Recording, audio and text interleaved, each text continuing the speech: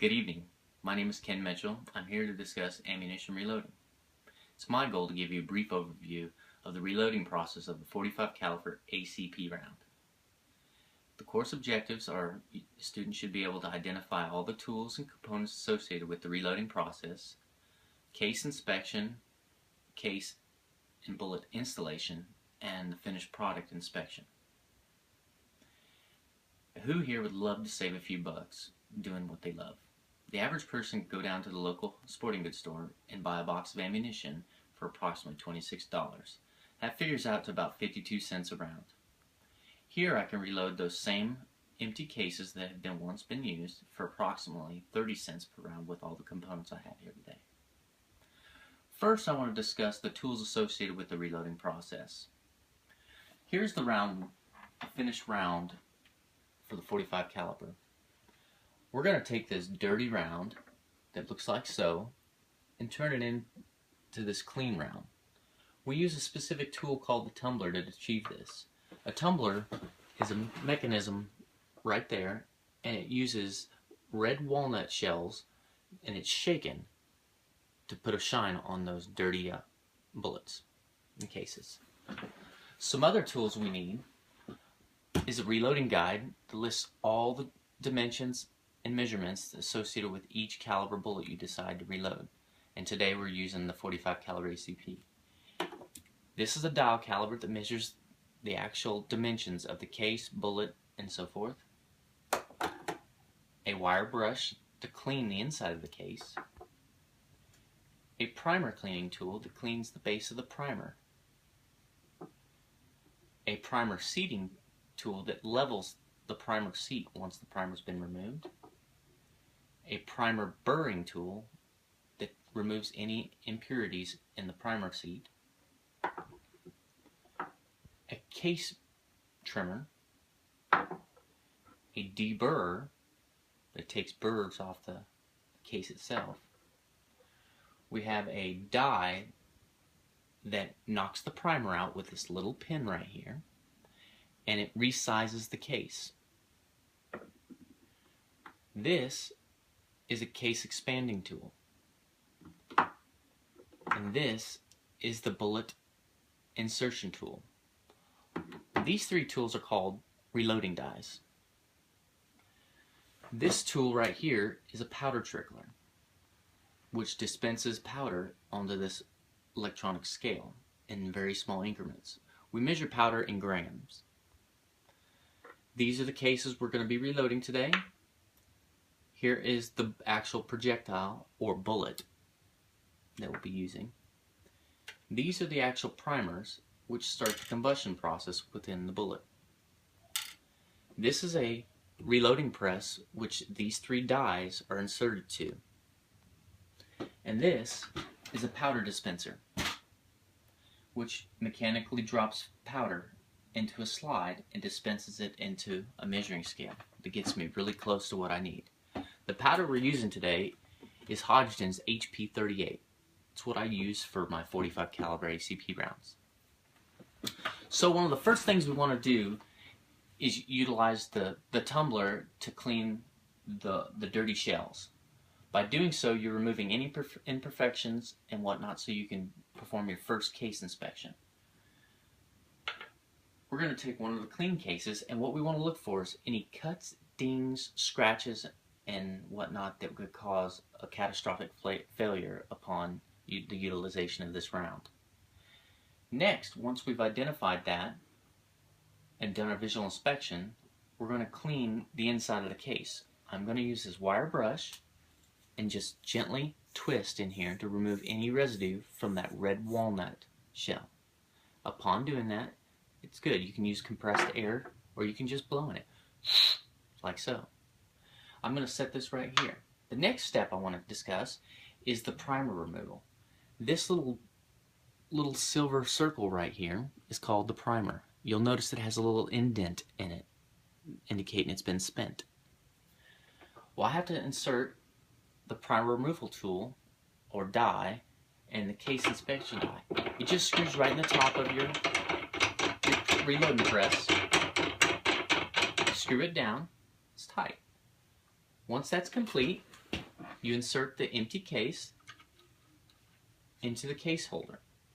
You grab the press and you just push down. And it knocks the primer out and puts it in this fancy little catch. You pull it back down, and what it does is it expands the shell, makes it back to a factory setting. Now you notice that little silver deal is no longer there. It's been removed. And what's left in there is a bunch of soot. Now we have to clean it. And the first tool we use is a primer pocket cleaner.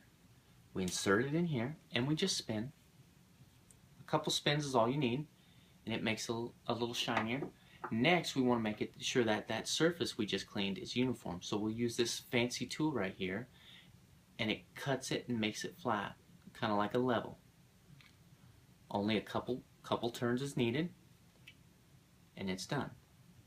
Next, we have to worry about the inside of this case, and we use this deburring tool, or case reamer tool is what it's technically called, and we just spin it a couple times as well. Next, that's complete. This whole process is done. Now what we want to do is make sure we don't have any internal burrs. Well, you can't stick your finger in there and feel it. So we use this fancy deburring tool that goes down into the case, and you just spin it, and it takes just a little bit of the brass off and makes it true. The final little hand tool we got to use is a little ridge reamer kind of tool. And what it does is it fits right like so, and you just spin it, and it takes any burrs that are on the outside of the case and cleans them. So now you have a perfectly good case that's been properly resized and almost ready to be reloaded. The next step is we want to expand it. And the reason why you want to expand this particular case is for bullet insertion later down the road. Now we're going to insert this die so we can start this process. Once that's inserted, we'll reinsert this empty case into the press, and we'll pull down again. And what this does is it slightly expands into the case just enough for when we put the bullet in the case and press it together, it doesn't peel off any brass and leave a nice little ring like you're cutting into the bullet. So I'll set this right here, and I'm going to go ahead and remove this die since we're finished with it.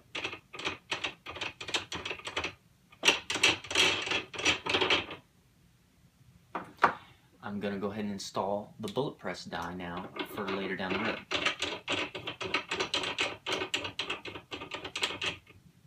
Before we progress, I want to go ahead and show you guys a die caliper and some of the measurements that the book explains it has to have.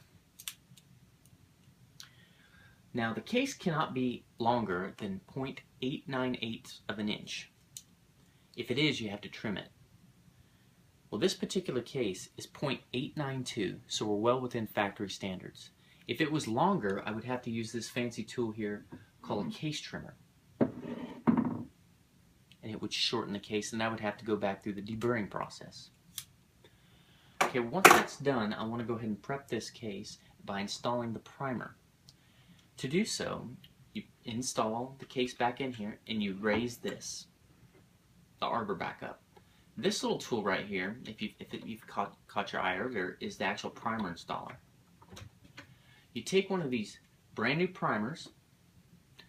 It has the shiny non-spent part, and then the actual part on the inside, which is where the flames do that are ignited and lights the powder on fire.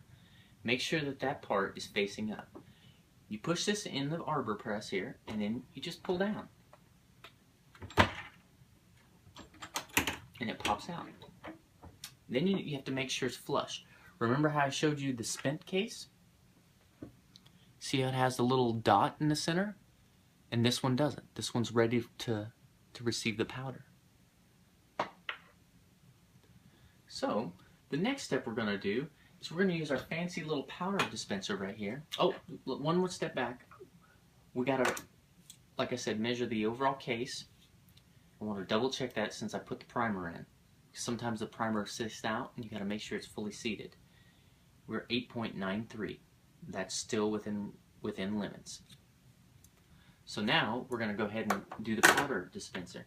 So I'm going to take this little fancy little powder catch, and basically how this machine works is when you raise this lever up, powder falls down into a little charging tube.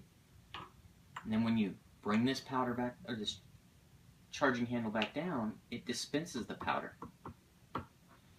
If you notice, it's a real fine powder. There's many different powders on the market, and this particular one is real small, fine granules, and it's very hard to measure and dispense. So my goal is to get 5.5 grains of powder. I've got 5.4 up. It's 5.5 after it adjusted. So that being said, I can now take and charge this pistol round with the powder. By doing so, it's pretty simple. Just drop it right in there, and now I have a charged case that's ready for bullet insertion. Now, since I talked about earlier, this is the bullet die installer. Similar process, use the same tool, and here's the projectile. Okay, basically you set the projectile in the neck of the case for insertion. And then all you do is pull down the lever, and it causes the arbor to go up inside this die. This die pushes this bullet into this case, and it's adjusted at this little nut right here. Real simple, and then right back down. And after that, you have the finished product. Now the final step in the reloading process is the visual inspection of the finished product. You want to look at the case. You want to make sure that there's no wrinkles in the case, because sometimes the case will be pinched together and you'll have little folds. But you can't use that. The round is no good. You want to make sure that there's no brass trimmings around here, and you want to make sure by touch it doesn't catch your fingers. It's nice and smooth. And then finally, you want to measure the overall length of the bullet and the case. The book states that it can't be more than 1.275 inches long. This particular bullet is 1.208. I have it pushed down a little deeper into the bullet because my personal firearm reciprocates better that way. It'll fire and it'll eject and load around with a little bit narrow bullet. Well, during this period of instruction, I've gone over the components and the tools, and most importantly, the book. So you got to have the book, because without that, you're shooting blind in the dark. I've gone through the instructions of the actual reloading process and the benefits to reloading. Overall, I hope my goal's been met, and you leave here knowing the basic process, the basic tools, and the benefits associated with ammunition reloading. Thank you for your time.